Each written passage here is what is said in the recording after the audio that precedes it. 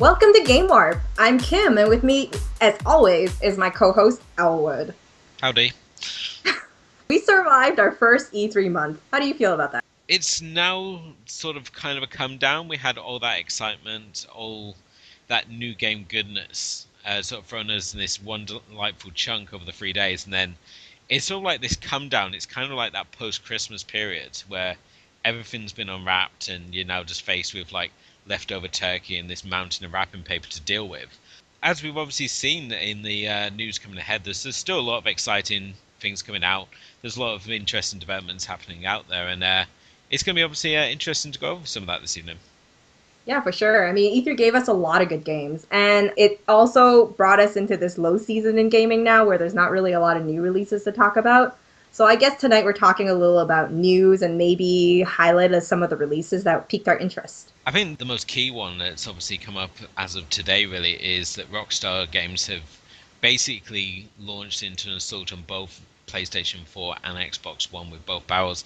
Xbox One will be seeing Red Dead Redemption added to its back catalogue of backwards compatibility games, while the PS4 gamers will get to enjoy The Warriors for a mere $12. It's pretty big news, but then I mean, it also brings up the question of backwards compatibility. Like, I find that Xbox really has a handle on it right now for the fact that it's kind of like has that one advantage over PlayStation. On this level, it has an advantage because PlayStation, now that they're doing the PS2 to PS4, grading a lot of the PS2 to be compatible on the PS4, we still have to buy a new copy of all the games.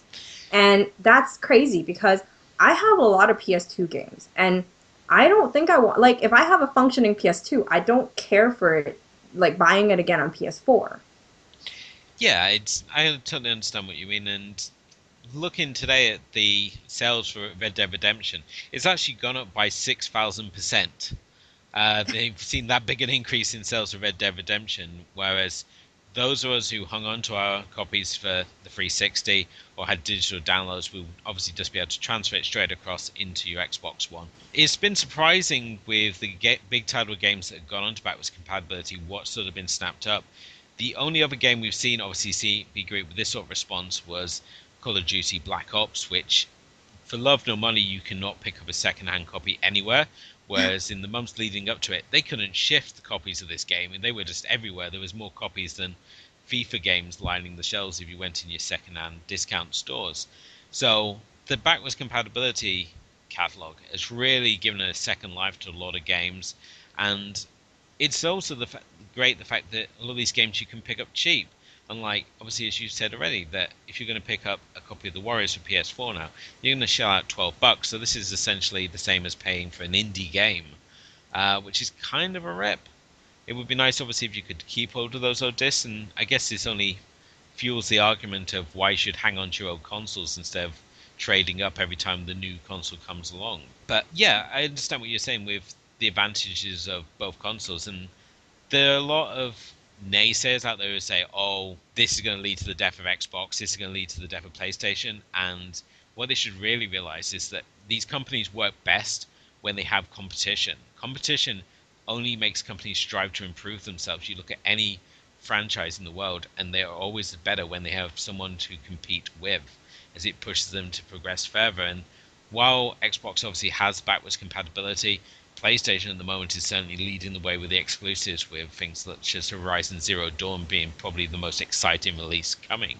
And what with Xbox got currently, we happy few. It's hard to really sort of say which console currently has the advantage at the moment, as both have got their pros and cons for them. So eventually I know I will be picking up a PS4 to play some of these exclusives, in the same way that I know that there's probably a lot of PS4 players out there who are going to pick up an Xbox just so they can get the Well, backwards compatibility. well, I mean, right now with that's the next thing I wanted to talk about was that with the Play Anywhere now, technically you could have just a Windows 10 and it could probably it's going to do the same thing as Xbox. If your computer is strong enough, like powerful enough to handle it, then that works because you don't need an Xbox. The Play Anywhere means you can play on both consoles, but meaning it also opens up the opportunity that I don't have again an Xbox. I just need to get the game. Then I can still, like, say if you're on your Xbox One and we wanted to play a racing game or something like Forza Horizon 3, like they showed on the stage demo at the E3, we can easily do that just because you have the console and I have a computer. Yeah. And I love that Xbox is so gamer oriented. Yeah, I mean, as we saw at the E3 conference, the whole goal with Microsoft at the moment is to cross-platform so that Xbox gamers can play against PC gamers. Now, when it comes to the Play Anywhere, there's a lot of grey areas, such as you mentioned, would you be able to play on the PC while I play the console version, or would It it seems all? to be because if you looked at like the stage demo, they were able to do that. Like there was someone on the computer, there was someone on like the console, and they were able to merge into the same game. Yeah, and I do appreciate the fact that if you buy the PC version, for example, you would get a copy of the Xbox version, a digital copy there. And I love the fact that it's not going to be the case of you have to buy two copies of the same game. You just buy one and you'd have it open to both. So it's kind of like the same way that if you buy DVD now or Blu-ray, you get your digital version for your pad as well. So it's nice to see that the game console market is slowly picking up on this. And at the moment, the list of games confirmed for the Play Anywhere is limited, but at the same time, there are some very exciting titles on there. Obviously, we've got newer titles such as Gears of War 4, Horizon 3, Halo Wars 2, and Crackdown 3 showing up on there. We also have some more interesting titles, more the sort of indie side of things, such as Sea of Thieves, the Pirate Sim we saw at E3, and most exciting, I know Kim will be very excited about this, and that is Cuphead will also be being confirmed for the Xbox Play Anywhere. Oh, So, really? That's uh, really good. I mean, off air, I had actually told you that I was like, I'm sending you to play Cuphead, just like you're sending me to play Star Ocean 5, which is a little too hefty in price for me to play right now.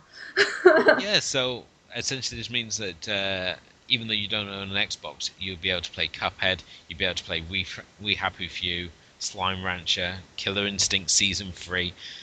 The list is only growing as the technology draws closer to its launch date.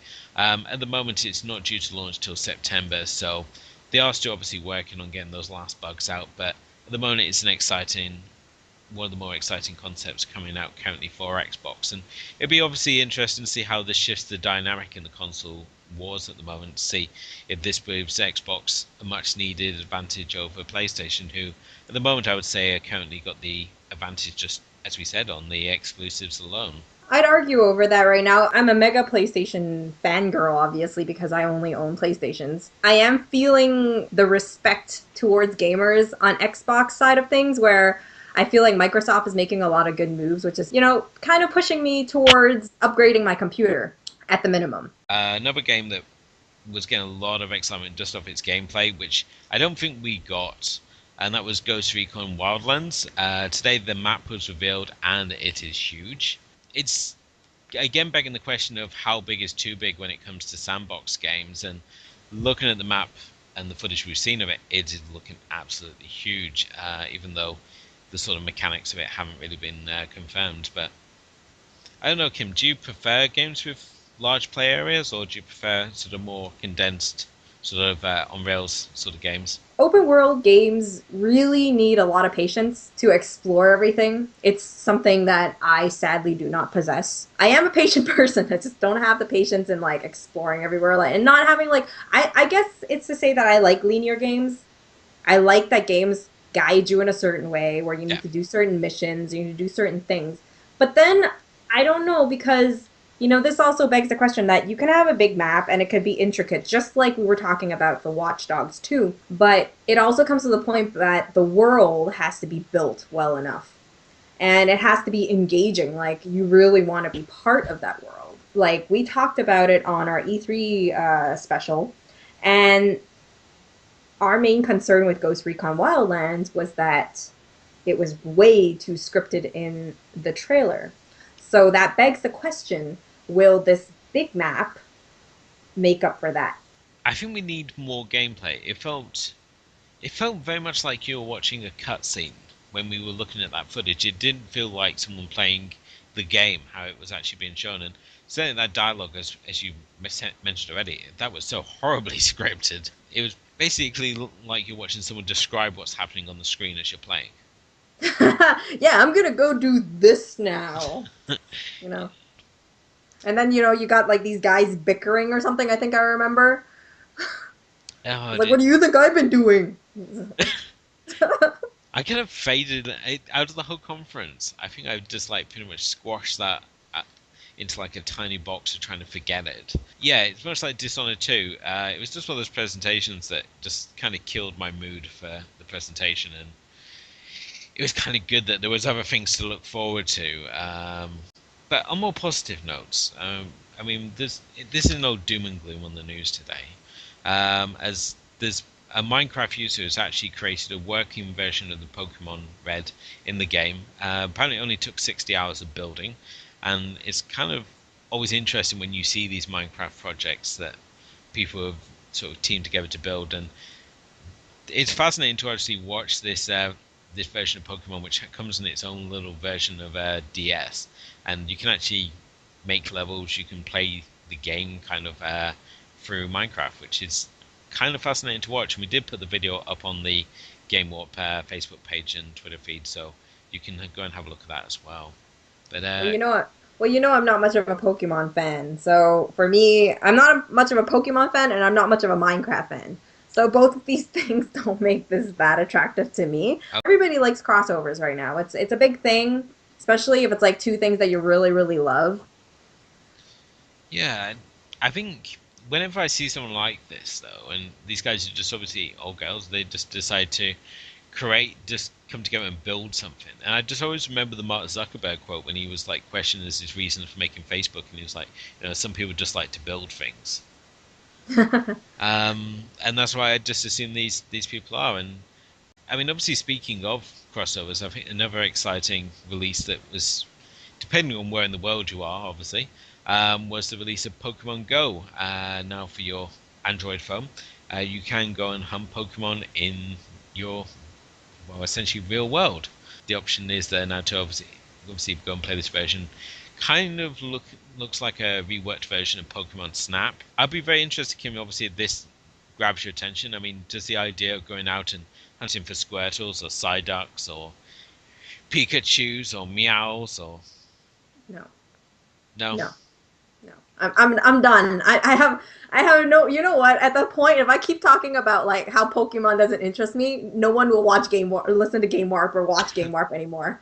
So I'm stopping right now. And So talking about disasters, you did mention about the Planetside MMO shooter, about their epic finale. yes, Planetside developer Daybreak, they shut down their server, which launched back in 2003 for the MMO shooter Planetside, basically to reward the players, I guess. For the loyalty for sticking with the game, they decided to shut down the servers with epic fashion as they rained down meteors and chaos on their players who had all gathered to see the server shut down, bringing back memories as well for those of us who remember the Enter the Matrix online game, where the servers, when they shut down, basically the developers spent most of the day just putting weird things out on the actual levels, such as at one moment the sky became full of eyes, with the big finale of that game coming when everyone was gathered and they basically crushed everyone by dropping the sky on them. I'm not sure whether Planetside finale or the Matrix finale was more epic. I think that's up to the players themselves. But again, this is another video we've obviously posted on both the Facebook and Twitter feed, so you can enjoy that. I mean, you're giving a toss up between eyes in the sky and the sky falling on you and meteors. I know. I mean, You know what? Eyes in the sky wins for me. just being bombarded with weird shit for like a day. You got to be surprised. Like, what the heck is going on with this game? I have to like question them when this happens, when they shut down the server.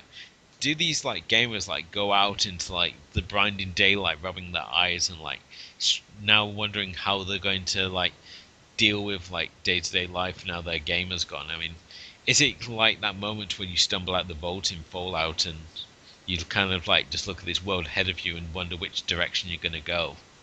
But you know what this is comparable to? What? Stepping out of your VR system.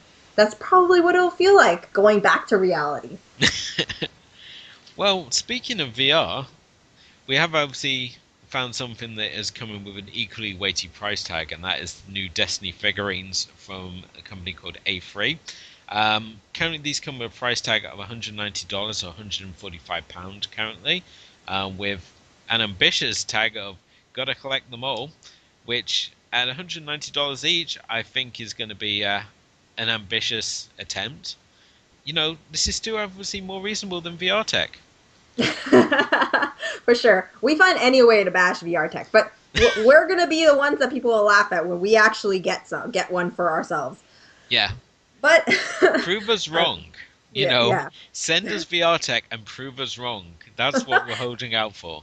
The thing is, I don't actually think that figures at 190 is hard to think about. I mean, I don't like to, reveal anything to people about my nerdiness maybe. But I own a Yuna figurine that I bought for like $100. So I can picture someone getting a really nice Destiny figurine for 190. It's not hard to imagine. There is certainly a market for figurines. If we've looked at the collectible sets which now come with figurines such as the Assassin's Creed set, I know one of my friends, he has like a glass display cabinet and he displays all his little Assassin's Creed figurines in there and they look really cool, but at the same time I kind of balk at the price tag that comes with the special editions.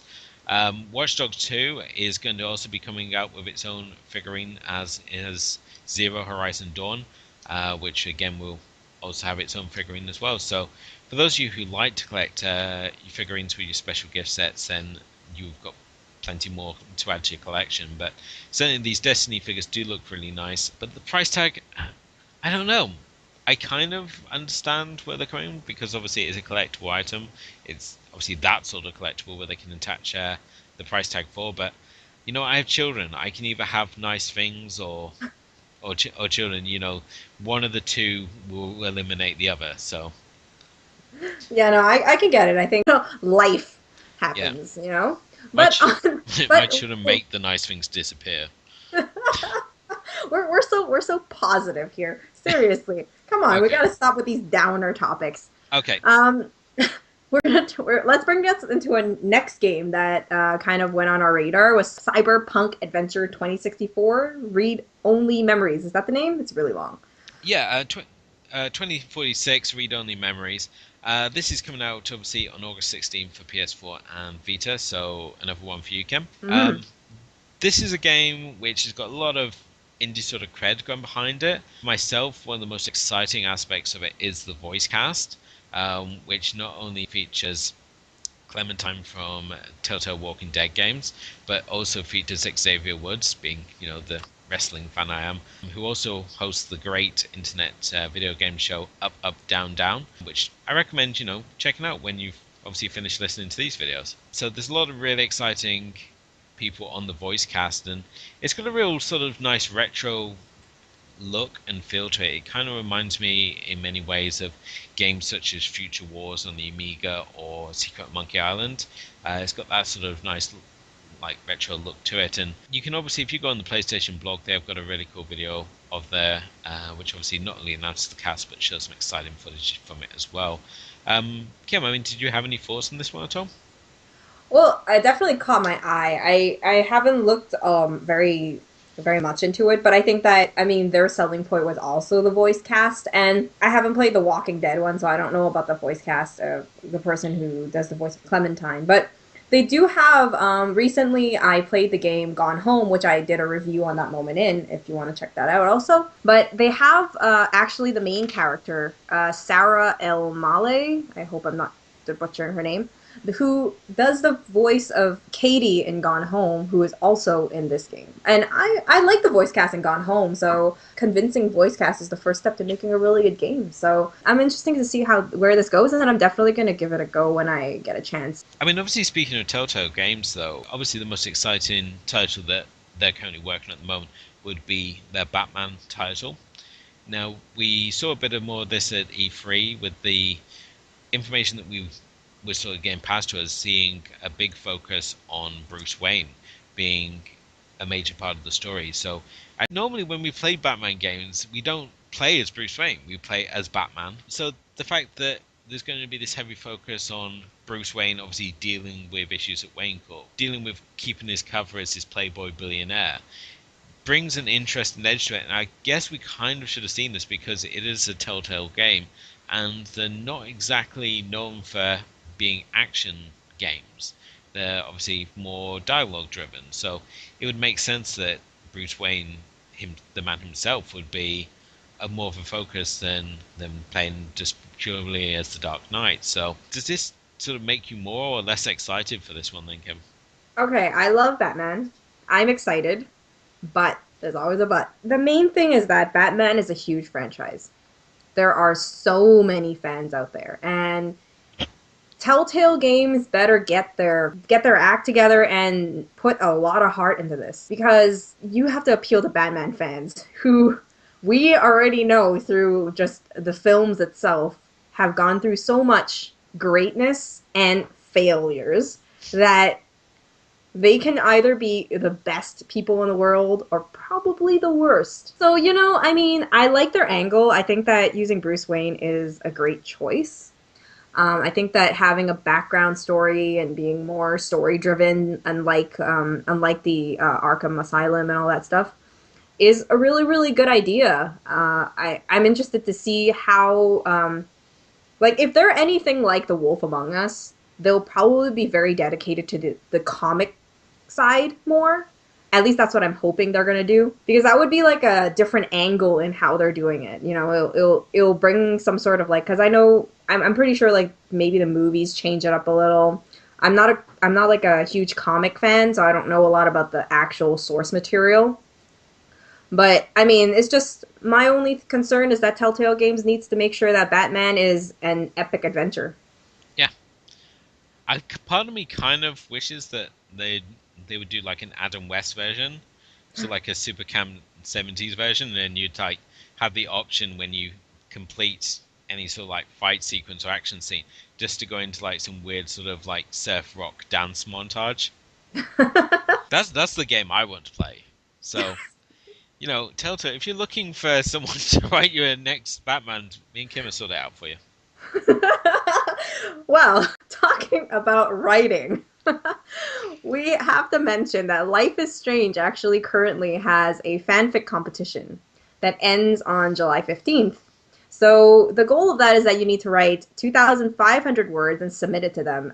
As of now, there are many stories that have surfaced, all sorts of take on anybody in Life is Strange. I mean, it's not weird because Life is Strange has just so many engaging characters. I remembered when we first saw this, just between me and Elwood, we had crazy ideas. I wanted to change Max into a crazy person and be like, she actually knew about her powers and went back to get Rachel, or she probably killed Rachel before or something, to get back Chloe before she got back to town or something.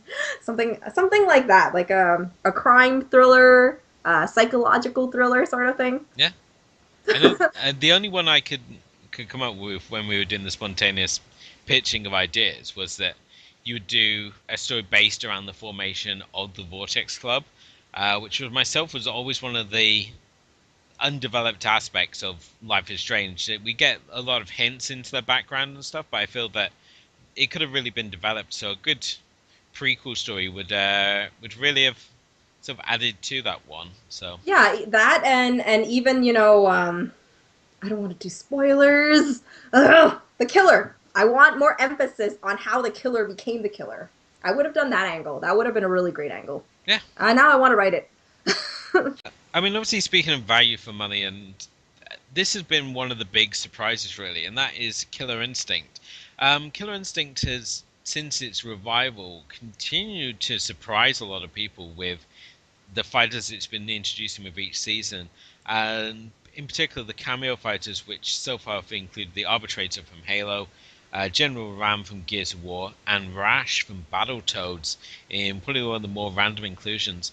Now, recently, there has been a survey that was put out by Iron Galaxy, who are the developers of Killer Instinct at the moment, and in the survey, they seem to be hinting at who that could be potentially the next cameo appearance. The ones which really sort of jumped out being Joanna Dark from Perfect Dark, one of the agents from Crackdown, or the Brute from Halo. So any three of those would be great additions. Personally, I would love to see Joanna Dark appear in the game, just purely because it'd be a good counterpart to Orchid, as well as another tough female fighting character in there. So that I would like to see, but at the moment they're kind of staying stum on who the next cameo appearance is going to be, especially as they've only just recently announced General Ram at E3. So at the moment it's anyone's guess who the next cameo appearance is going to be, but hopefully one of those three is what we're holding Yeah, out well, for. if people don't know what Perfect Dark is, we actually have a review on that moment in, just to stick that in there, so that you can go check that out if you're interested on games that we think you need to play. If we got anything else, or is that it for the news now?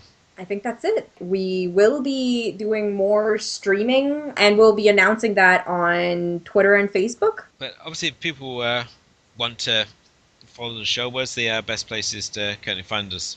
The best place to find us will be at our home base, thatmomentin.com. There you can read gaming reviews and news bits. We actually cover also movies and other things there if that interests you. To be on top of all the gaming news and releases, every single day we post up the updates on Twitter and Facebook. Our handle is at Game Warp Podcast for both. So this wraps up this episode. Thanks so much for listening. If you enjoyed this episode, please like, share, subscribe, and comment. It'll help us out a lot. That's it for this episode. So bye.